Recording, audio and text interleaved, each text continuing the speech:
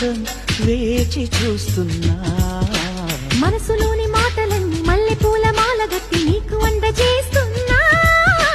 మాసిపోని మమతలన్నీ నీకు సొంతమేలే అంటూ ఒట్టు వేసి చెబుతున్నా.